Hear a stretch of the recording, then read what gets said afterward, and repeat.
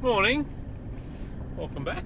We are the 27th of December, Friday the 27th of December. So sneaking up on the end of the year pretty rapidly.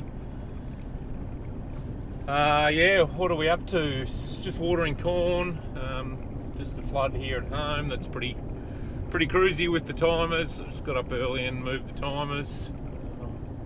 Been pretty ordinary weather the last... Christmas Day was alright, it was hot, but last 48 hours has been pretty ordinary just with the wind. Yesterday was quite hot and quite windy, so did a bit in the morning, and that was about the extent of the day. Watched the Test match cricket on the telly, which was good.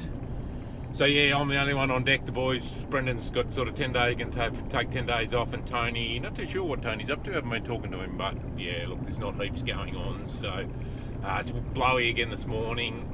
I was going to spray a paddock today, but it's just too windy. So the wind has swung around 180 degrees. It was around in the north yesterday. It's back around from the south now and blew most of the night. There are, if you're not tuning in from Australia, there are some quite nasty bushfires down in southwest Victoria. I think they're up around the 80,000 hectares in the Grampian National Park, and it's snuck out. It's actually if you've been watching along for a while, it's actually snuck out into areas where I went through with the truck and took the corn down to. It's pretty productive farmland down there, so fingers crossed they can get it under control, but they're going to battle with the wind and that, the way it is at the moment. So fingers crossed no one gets hurt. I'm just ducking out now, just going to move a few lambs around and a few ewes around.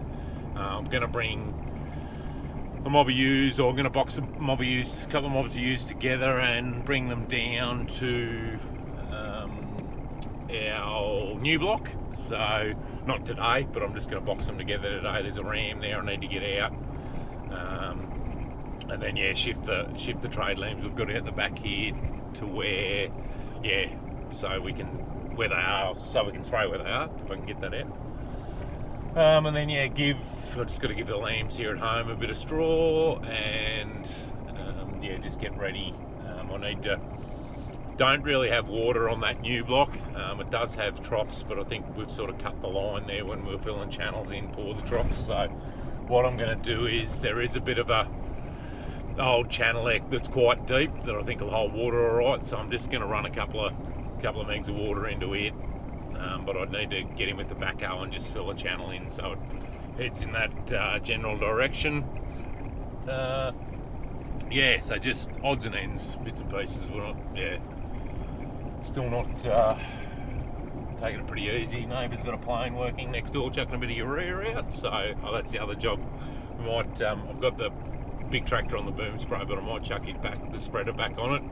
And whether I do it tonight or in the morning, chuck some more urea on the pivot, and we'll get it going again as well. So it's be due to go around again. But I think the moisture probes have been in for sort of a week or 10 days, so they are starting to settle down and sort of give us a true reading. So that's going to give us a bit more idea what's going on moisture wise, so we're not underwatering or overwatering.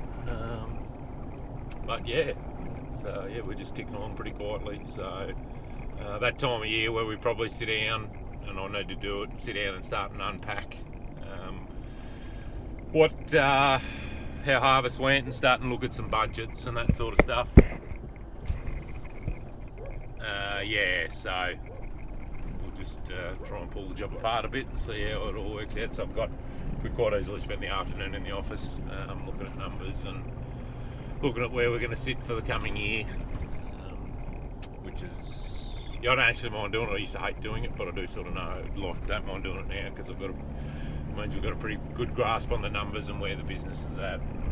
We do have our business review with Farmenco at the end of January, so that's still a month away. So we've got a platform there we've got to enter yields and livestock numbers and that sort of stuff into as well. So there's a few days not a few days. If we've got sort of half a day if you got the numbers on hand. It's pretty easy. So anyway, we'll get around here and yeah, get a few of these woolies shifted. Need to start the pump out here to fill the tank up on top of the hill, so we'll do that first. And yeah, hopefully it's all smooth sailing. So apologies for the wind, but we've got this stubble pretty well flogged out. So just you can see this, we call this heliotrope. There's probably other names for it, but it is if the sheep graze it's probably all right at this height, and you can see they don't really go on it, but it can, if you put them in a paddock of just that stuff, it's high in copper, so it doesn't do them any good. So at the moment it's effectively burning up moisture and nutrients. So we'll give it this time next week to freshen up, and then we'll come in and bowl it. Paddock's pretty clean for other stuff, so it's not. I wouldn't say it's everywhere. It's just starting to come away now. It gets a little white flare on it, but it'll grow up. If you let it go, it's quite a woody weed, but it'll quite easy to kill. But it'll grow up, a foot tall. 30 centimetres, something like that. So if you let it go, but yeah, we don't often let it get that far. So ewes are just here. They are settling down. As I mentioned earlier when we got them, they've come off station country, so they were a bit feral, but they are getting better. And again, we will try and trail feed them, or we've got a problem is when they're a bit feral is come lambing time, and I was only thinking about this last night for some silly reason. Amazing what you lie awake at night thinking about. Lambing time, if you can't get near them and you've got one that's having trouble lambing and she just runs and runs and runs, it makes it bloody hard to help them. And again, we need to get them used to the ute, so if you do drive in the paddock with the lambing, they don't take off at 1,000 miles an hour in the opposite direction and leave their lambs behind. So it's pretty critical we get these girls home on some smaller blocks, so they can't before lambing, so they can't, you put them in a 100-acre paddock or 150-acre paddock, and as soon as you drive in they roar off to the opposite fauna and you just leave lambs everywhere. So we'll have to, and I think what I'll do, I'll put them over on the dairy block, I reckon.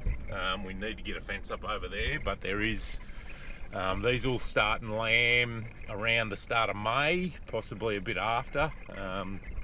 So they're later than the other ewes anyway. We should by rights be finished lambing with the main older ewes first, so that'll be good, and then we can just concentrate on getting these lambs down. But we'll get them in some smaller paddocks, so they're not so feral. So we won't shear them like we'll shear everything else in February. We won't shear these girls. We'll probably just give them a crutch, and then we'll shear them in August, the second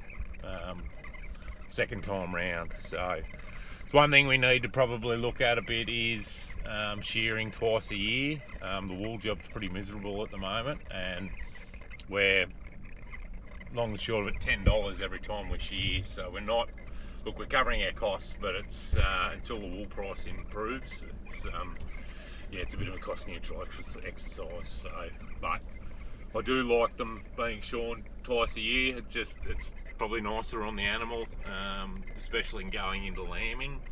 I have talked about it before, and I don't know whether it's a wives' tale or not, but it makes sense. When Sarah and I travelled to New Zealand, whether we had kids or not, anyway, and funnily enough we went to a farm tour, as you do, bloody farmers. But so yeah, we went to a farm tour and there's actually a sheep shearing display, and we got talking. I actually got talking to one of the guys that was shearing, and about the New Zealand system and what they do and that sort of stuff, as you do. And he said they like to shear pre-lambing so that the ewe, being a lot colder in New Zealand, the ewe can transfer her body heat to the lamb.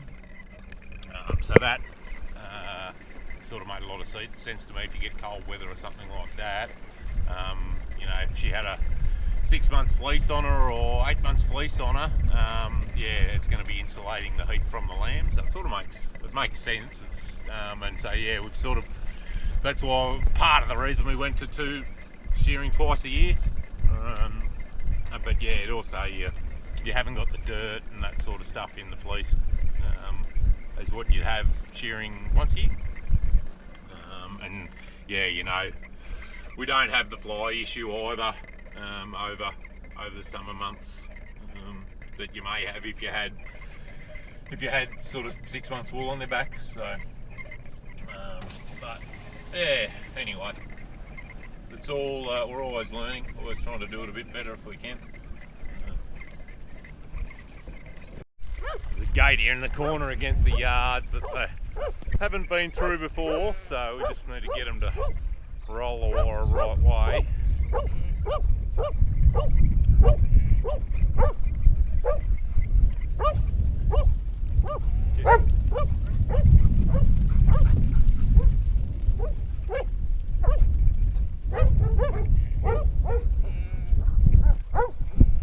Here, come here.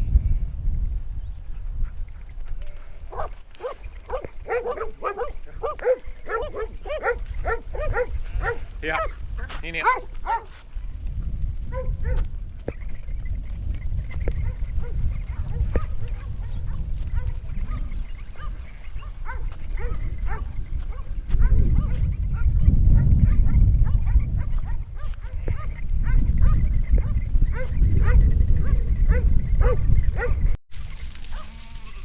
We're on a winner now, hopefully.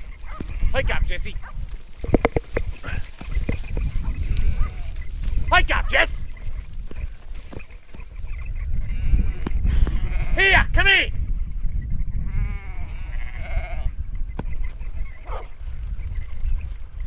Wake up!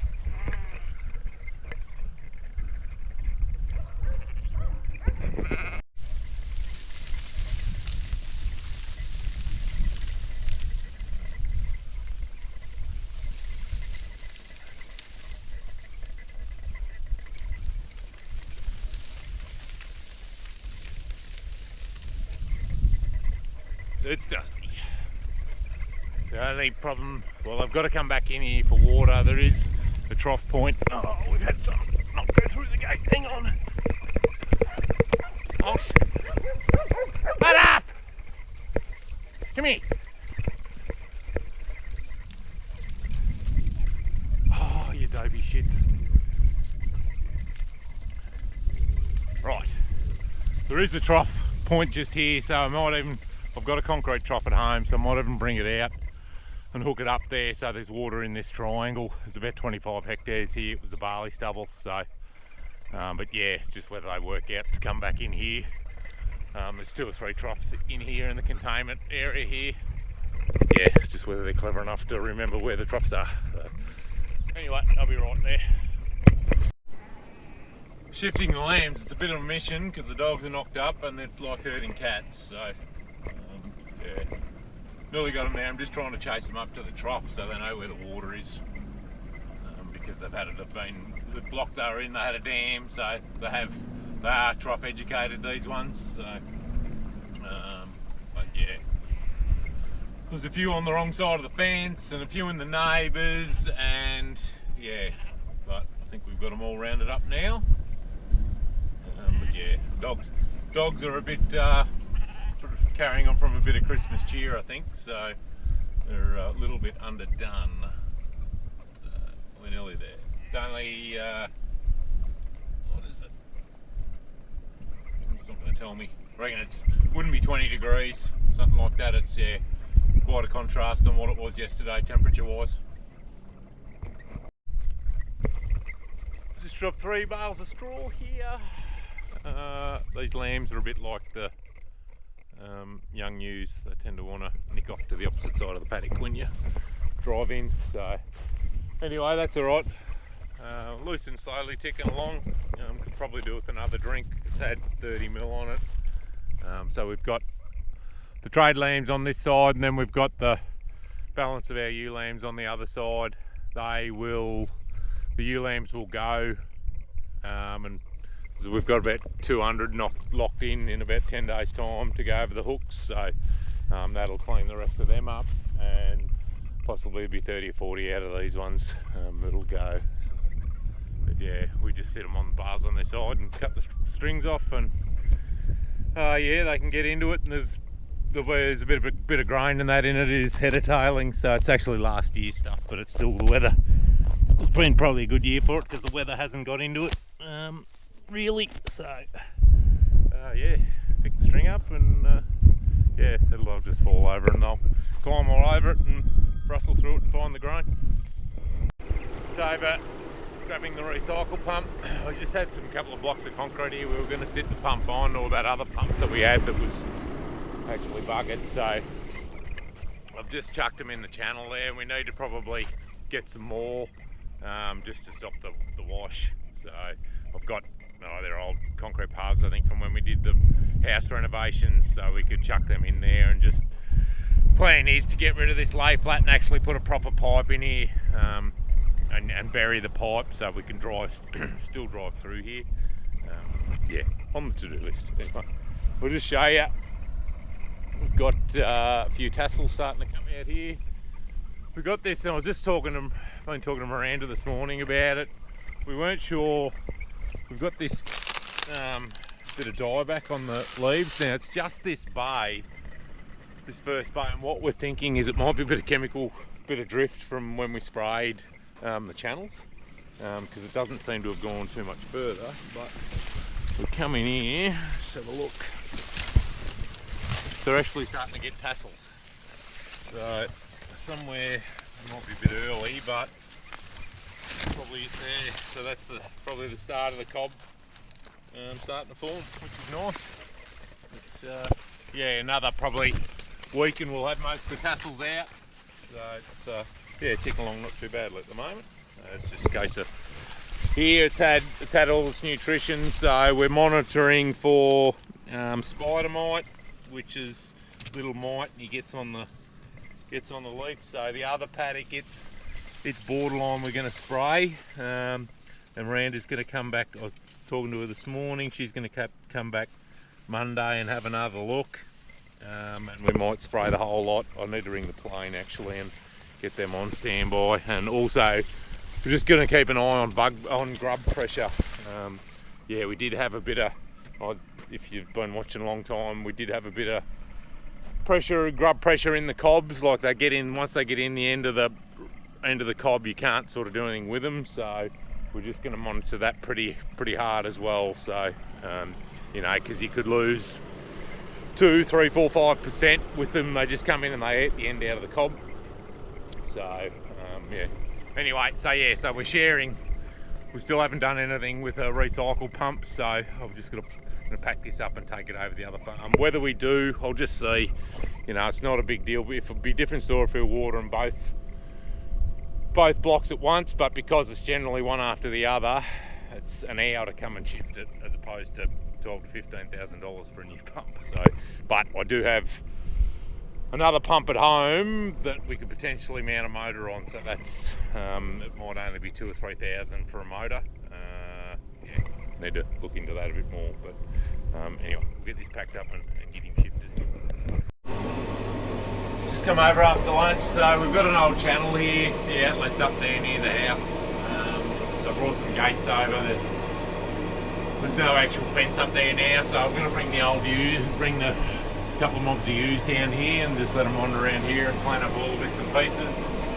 So I mentioned the troughs. I think the pipes have been cut to the troughs, and they're cattle troughs anyway, so they're a bit high for the sheep. So what I've done is this old channel here, we can still get water in it from the outlet. I just need to go up and fill the channel in up the far end there, which I'll do in a minute. So all I've done is because the channel used to continue around the back there, I've just filled the end of it in there, and so I'll order a couple of megalitres of water tonight and just fill that channel up and just see what it does, and hopefully, fingers crossed, it holds water all right.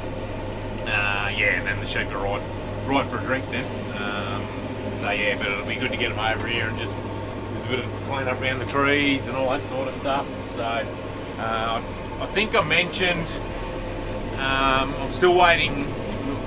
It'll be after the new year now, but still waiting for the surveyor.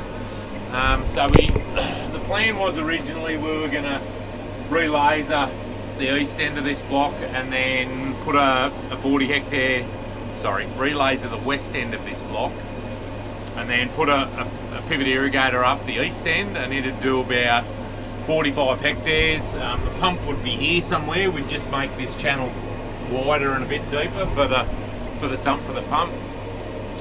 What we're looking at, just with the cost of stuff, for instance, when we put the first pivot up where the corn is at home, it was 190,000 for the 35 hectares. It did the pipe, that was the pipeline as well, and then the pump on the pump water. That was 2016. 2019 we put the other one, the next one up, and that was where the Lucent is now. So it was 190,000, pretty well the same size irrigator, and pipeline. It had gone up a bit because we didn't have the pump. The new one, it is a fraction bigger, but I've got a couple of quotes back now. We're up around the 370,000 for a 45 hectare pivot. So that's the irrigator, the pipeline, and then the pump. Yeah, as I said, that's a couple of different brands. So we've gone up, 170,000, 180,000 in 8 years, which is just nuts. So I've gone back to the surveyor and just getting him to do a second plan to potentially laser more country. So my theory is, if we spend 450,000 to develop this block with the irrigator and the flood irrigation, and round figures, we have 100 hectares of irrigation, but it costs us 450,000. That's including bay outlets for the lasered country and crossings and that sort of stuff. All the infrastructure ready to plant, ready to irrigate. What I got thinking about was maybe if we could laser more country, forget about the irrigator, and lay out country. It might cost us 250,000, but we get 80 hectares instead of that 100. We might be better off going that way, and we're $200,000 better off for that, a little bit less. So we're just looking at that, at the numbers of that at the moment. I have spoken to an earth moving contractor.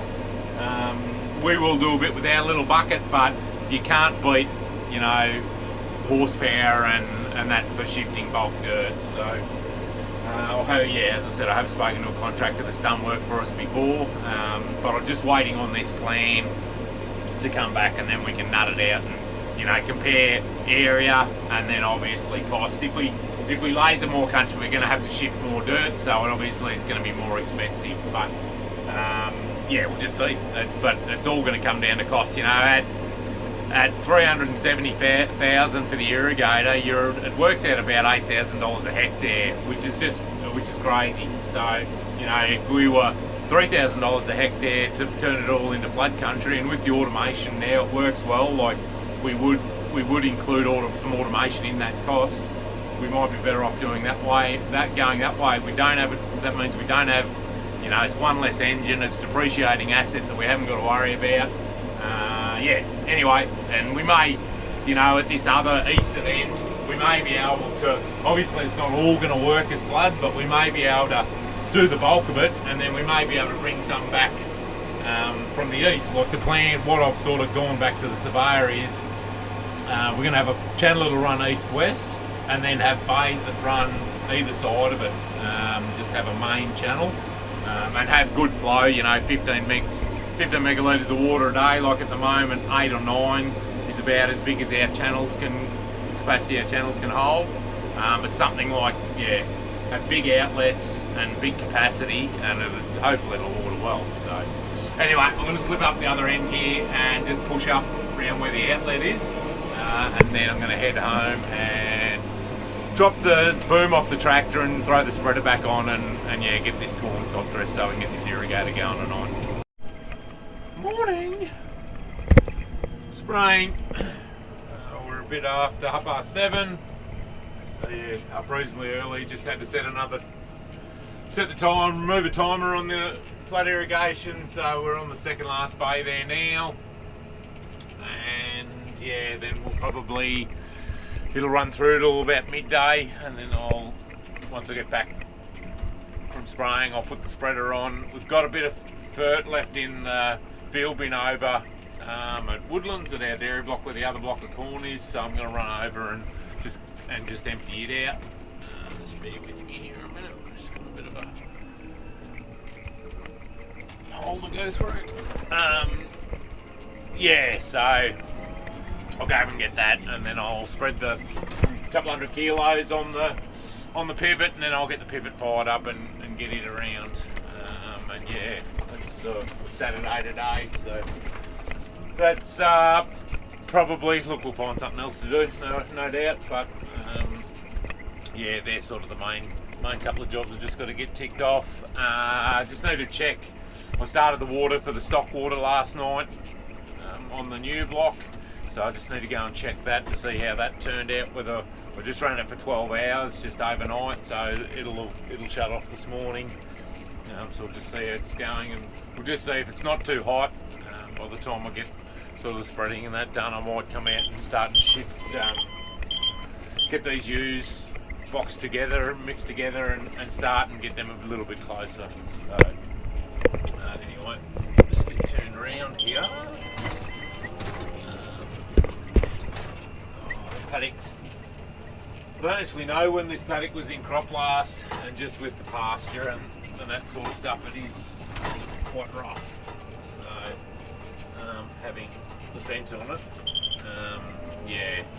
Usually for the guys that have stumbled across me or aren't regular watchers, we've got a 235 Magnum that is the boom spray tractor generally, but it's been on the chaser bin and it's been on the mower and on the baler, and we just seem to be racking a lot of hours up on this big tractor. So it's sort of with harvest and that, like just with the chaser bin, you're sitting there idling a lot. So I just thought, well, there's no point putting hours on the newer tractor. We might as well just keep putting hours on the older tractor. So so that's why it's generally not on here, but it's actually due for its 4,000 hour service, so I'm going to get the dealer to come out and do that, because I think they'll change the oil in the back end, and there are a few jobs it needs doing to it, so I'll get O'Connor's, or I think they're still O'Connor's, but they've been bought out by Titan Ag, which is an American company, but I don't think they've changed their name yet. So yeah, we'll get them after the new year to come out and service it, and then this 828 Fendt, it's not far, it's off its 2,000 hour service, so we'll probably run into town, will be the easiest for that. So, but yeah, we'll get New Year's out of the road and get some staff back on deck, and then worry about that then. So I've got, as I said, one more pass of fert on the corn at home, and then we'll probably put the jewels back on, and then we can look at, we've got a fair bit of pre-season work to do on the air seeder, so it'll have to come out of the shed, but yeah, we'll probably end up putting the laser bucket on this tractor and start and do a bit of work over at the new block and get it knocked into, start and sort of get it a bit more productive. So anyway, we'll keep rocking along in here. We've got probably 3 quarters an hour here, and we'll be done. We're spreading. I've got one half done already. I've just gone back and loaded up. I went over to the other farm and cleaned that field bin out. I've got the irrigator going here. I just started it once I've done the second run. So just putting 20 mil on again. I need to fix the end gun here so it's not it's watering nothing at the moment. But anyway, all looks good. It's rocking along pretty well. So I'm still manually steering it. Just show you, I don't know, might not show it up in the camera, but here's about the line of where we ran out of MAP. So we went from banding it beside the seed to where we came in here and spread it. There's definitely a difference in crop height. So yeah, it just probably shows putting it down underneath is the way to go, because there is definitely a clear line here in the crop. So it'll be interesting to see come harvest time with the yield monitor whether we can actually pick whether there is a difference with yield or not. Yeah, it's still learning a lot, which is good, but yeah, it's looks like it's sort of critical to get that seed down, the vert down, the MAP especially down with the vert. All done. So I had a bit left over. It'll be interesting again. I doubled up on one side of the irrigator there, so it'll be interesting come harvest time, see what's going on and how it yields with a bit extra on it. Sort of good when you get up in the tractor a bit higher. This crop's starting to even up pretty well now, which is nice to see. Yeah, no, it looks good. So got one more bait of water here and then it's finished. But yeah, those lower rows are catching up, which is nice. Track's been rough too. Yeah, but no, it's all coming together. So again, we're just gonna, I think Miranda will be back Monday just to check on grubs and spider mite and that sort of stuff. See how it's they're all playing out. So I need to ring the plane and get him on standby just in case we do need to spray. So, but yeah, one thing we didn't do last year was spray for the spider mite. But yeah, we'll try and get onto it this year a bit earlier, and yeah, hopefully get on top of them. It's hard to know the yield, how much yield they take. There will be a percentage, but some guys will say probably quite a bit. But it's about a $50 a hectare, I think, exercise with the plane to spray for them. So it's not hard to pick that back up in yield when it's such a high yielding crop. Anyway, we'll get back here, wash this. We'll have a bit of lunch and wash it out, and that might about be it for the day. So another one ticked off the list. So yeah, thanks again for watching. We'll see you next time. Bye bye.